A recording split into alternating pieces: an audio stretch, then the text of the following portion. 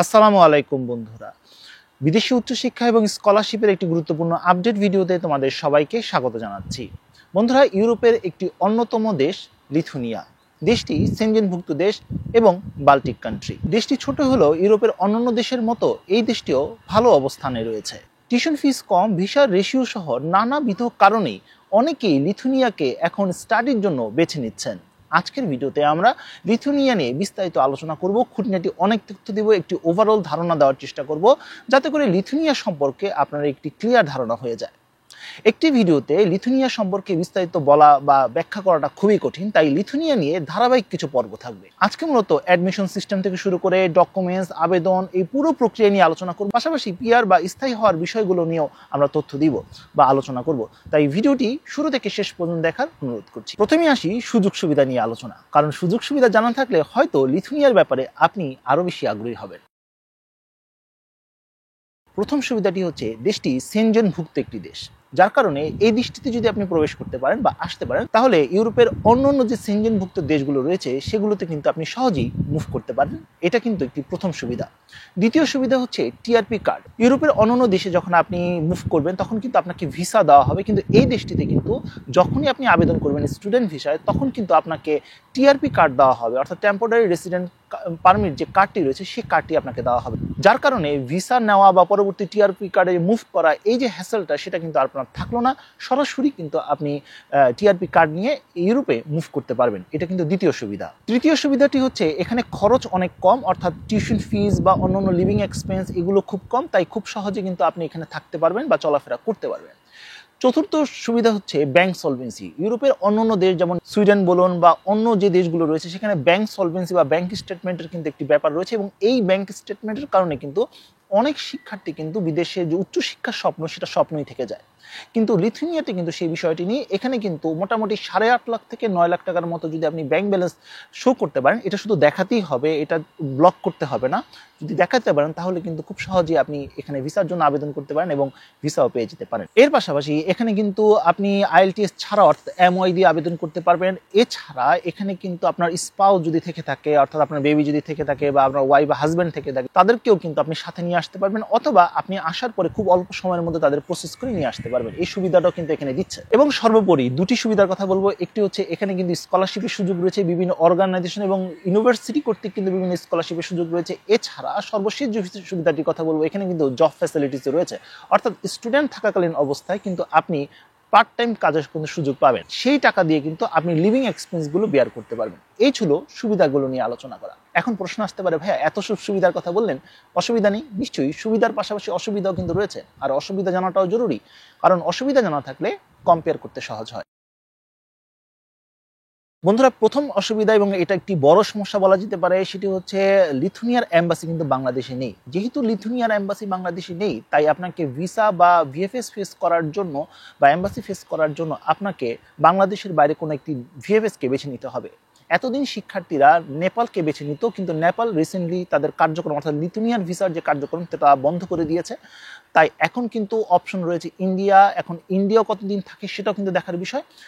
তাই এখন মোটামুটি অপশন হচ্ছে ইন্ডিয়া, মালয়েশিয়া, সিঙ্গাপুর, ফিলিপাইনের মতো দেশগুলো বা থাইল্যান্ডের মতো দেশগুলো, এগুলোতে আপনাকে ভিসার জন্য বা ভিএফএস এর জন্য আপনাকে যেতে হবে।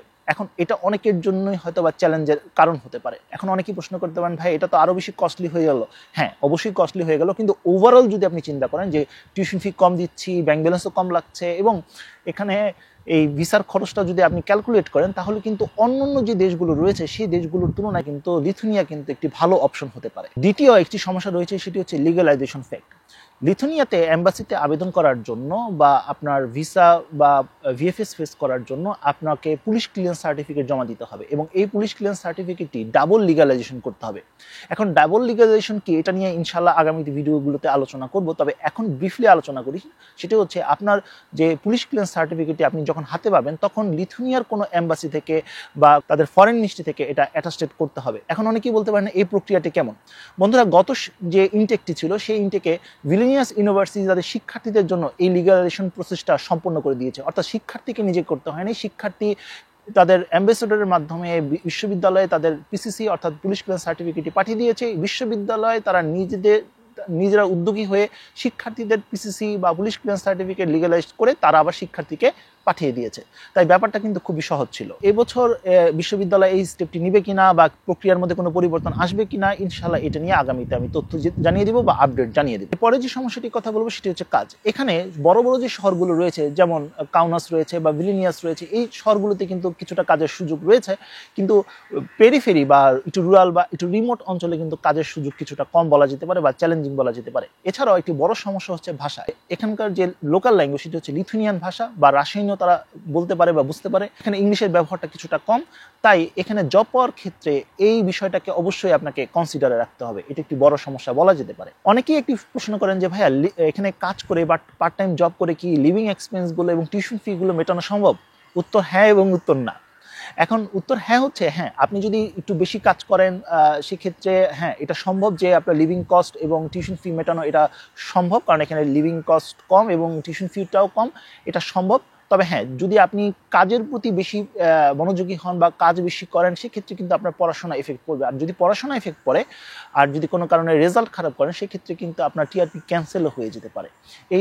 এই সমস্যাটা কিন্তু রয়েছে। সর্বশেষ যে সমস্যাটির কথা বলবো, এবং এটা হয়তো বা অনেকের কাছে এই সমস্যা, সেটি হচ্ছে এখানকার যে এনভায়রনমেন্ট বা ওয়েদার, সেটা উইন্টারে কিন্তু অনেক শীত পড়ে, তাই এটা অনেকের জন্য হয়তো বা চ্যালেঞ্জ হতে পারে।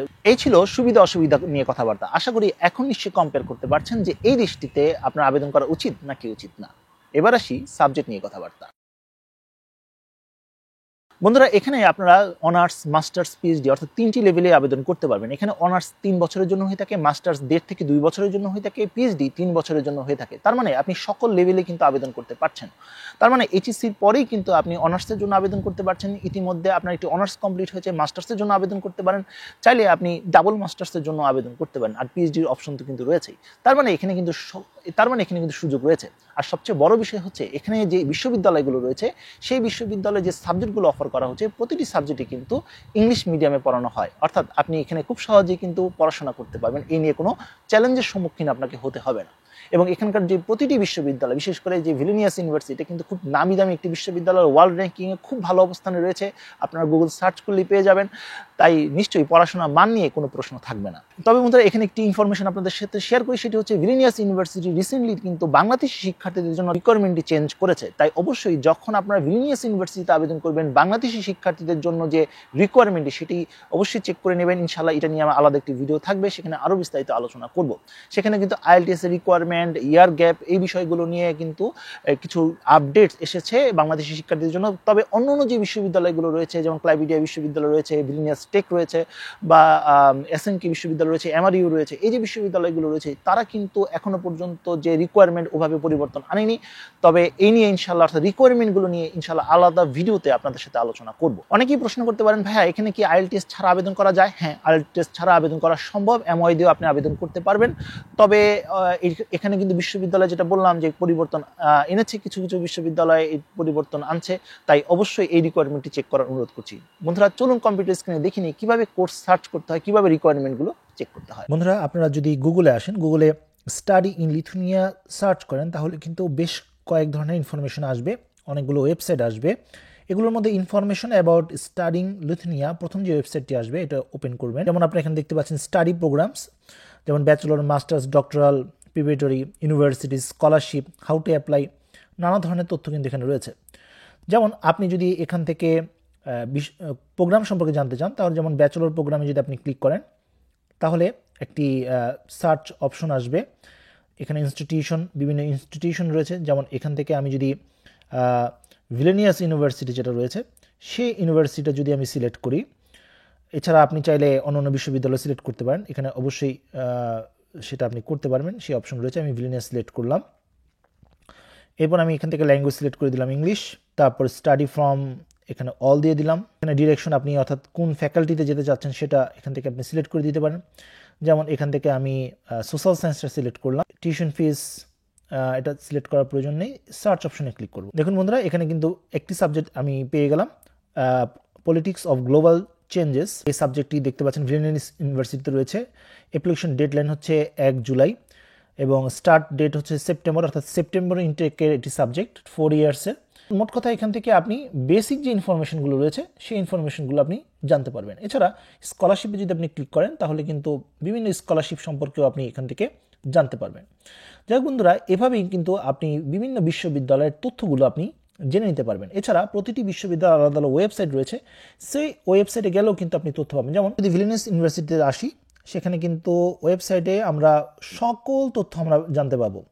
যেমন এখানে যদি আমি ব্যাচেলর ইন্টিগ্রেটেড স্টাডিজে যদি ক্লিক করি, দেখুন বন্ধুরা এখানে কিন্তু সকল তথ্য রয়েছে, স্কলারশিপ রয়েছে, অ্যাপ্লিকেশন প্রসিডিউরস রয়েছে, ফাইন্যান্সেস রয়েছে এবং হাউ টু অ্যাপ্লাই, মানে সকল তথ্য কিন্তু এখানে দেওয়া রয়েছে। অর্থাৎ আপনার যে জিজ্ঞাসাগুলো আছে, যেগুলো আবেদন করার জন্য প্রয়োজন হবে, সব তথ্য কিন্তু আপনি এখান থেকে জানতে পারবেন। যেমন স্টাডি প্রোগ্রামসে যদি আমি ক্লিক করি, নতুন একটি পোর্টাল ওপেন হবে।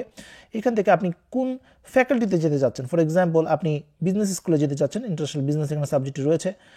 যেমন এটা আমি ক্লিক করার পর এখানে কত ক্রেডিটের প্রোগ্রাম, কত বছরের প্রোগ্রাম এবং কত টিউশন ফিস পার ইয়ার আপনাকে দিতে হবে, কোন ইনটেক, এবং এখানে কিন্তু প্রোগ্রাম স্ট্রাকচার সহ সকল তথ্য কিন্তু এখানে দেখা যাচ্ছে। এছাড়া আপনারা যদি বিশ্ববিদ্যালয়কে মেল করেন, কোঅর্ডিনেটরকে মেল করেন, সেখান থেকেও কিন্তু আপনি আরও তথ্য। বন্ধুরা, সাবজেক্ট নিয়ে কথাবার্তা তো হয়ে গেল, এবার আসি আবেদনের সময়। বন্ধুরা, বছরে মোটামুটি 2 বার অর্থাৎ 2 ইনটেক শিক্ষার্থীদের নেয় লিথুয়ানিয়ার বিশ্ববিদ্যালয়গুলো। একটি হচ্ছে সেপ্টেম্বর ইনটেক, আরেকটি হচ্ছে ফেব্রুয়ারি ইনটেক।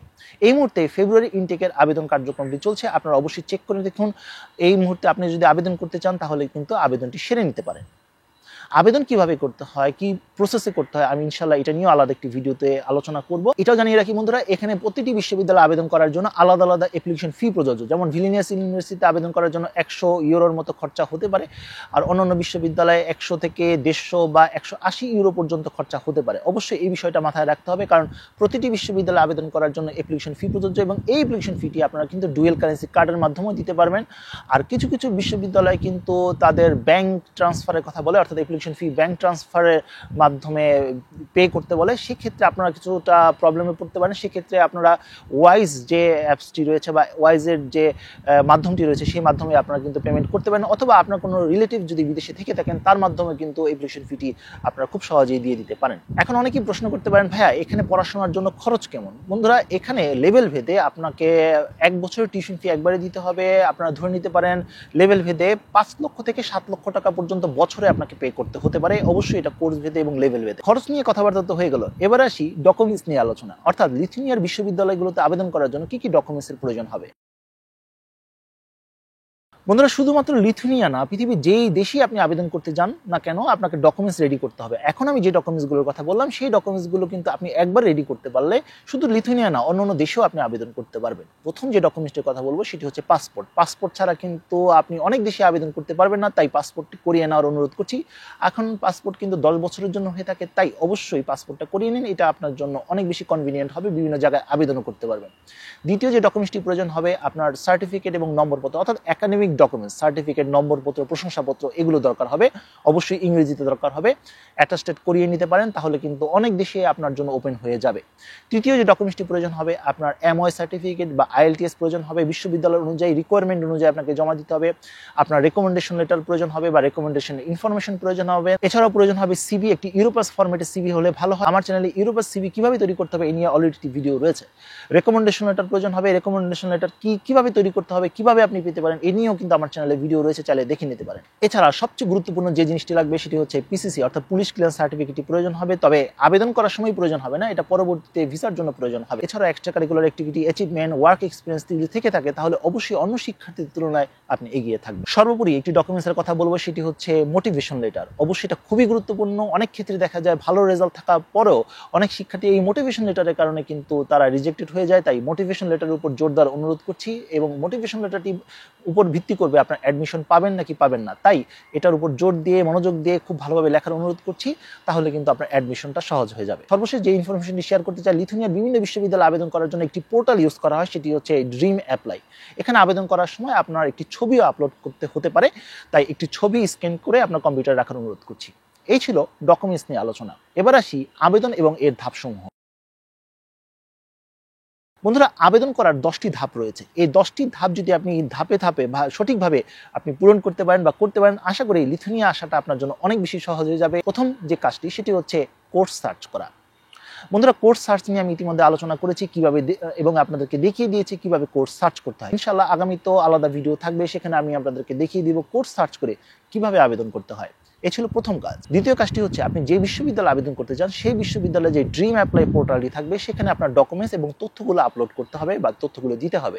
দেওয়ার পর সেখানে অ্যাপ্লাই করতে হবে। অ্যাপ্লাই করার পর আপনার অ্যাপ্লিকেশন ফি পেমেন্ট করতে হবে বিশ্ববিদ্যালয়ের নিয়ম অনুযায়ী। সেটা হতে পারে ডুয়েল কারেন্সি কার্ডের মাধ্যমে বা ব্যাংকের মাধ্যমে আপনাকে পেমেন্ট করতে হতে পারে। বিশ্ববিদ্যালয় সেটা আপনাকে ইনস্ট্রাকশন দিবে। তৃতীয় ধাপটি খুব গুরুত্বপূর্ণ। যখন আপনি আবেদন করবেন এবং পেমেন্টও সম্পন্ন হয়ে যাবে, বিশ্ববিদ্যালয় আপনাকে কনফার্ম করবে এবং একটি ইন্টারভিউ ডেট আপনাকে দেওয়া হবে। অনলাইন ইন্টারভিউ হবে, সেটা জুমের মাধ্যমে হতে পারে, স্কাইপের মাধ্যমে হতে পারে বা টিমসের মাধ্যমে হতে পারে।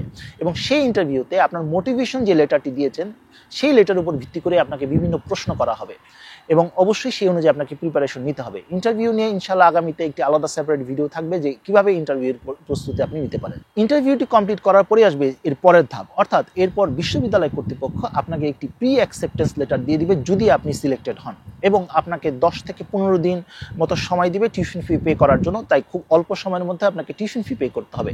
সেটা আপনি কার্ডের মাধ্যমে দিতে পারেন বা স্টুডেন্ট অ্যাকাউন্টের মাধ্যমে দিতে পারেন, অথবা বিশ্ববিদ্যালয়ে যে প্রক্রিয়াটি বলবে সেই প্রক্রিয়ার মাধ্যমে আপনি টিউশন ফিটি পেমেন্ট করতে পারেন। টিউশন ফি পেমেন্ট করার পরে আসবে নেক্সট স্টেপ, অর্থাৎ সেই স্টেপে বিশ্ববিদ্যালয় কর্তৃপক্ষ আপনাকে একটি ফাইনাল অফার লেটার দিয়ে দিবে, অর্থাৎ অ্যাকসেপ্টেন্স লেটার দিয়ে দিবে। এবং এরপর বিশ্ববিদ্যালয় হয়তো আপনার ডকুমেন্টসগুলোকে, অর্থাৎ যে ডকুমেন্টসগুলো আপনি আপলোড করেছেন সেই ডকুমেন্টসের একটি কপি, অ্যাটাস্টেড কৃত কপি আপনার চাইতে পারে। সেক্ষেত্রে কুরিয়ার করে বিশ্ববিদ্যালয়ের ঠিকানায় পাঠাতে হতে পারে। এটা এক এক বিশ্ববিদ্যালয় এক এক নিয়ম, কোনো বিশ্ববিদ্যালয় চায়, কোনো বিশ্ববিদ্যালয় চায় না।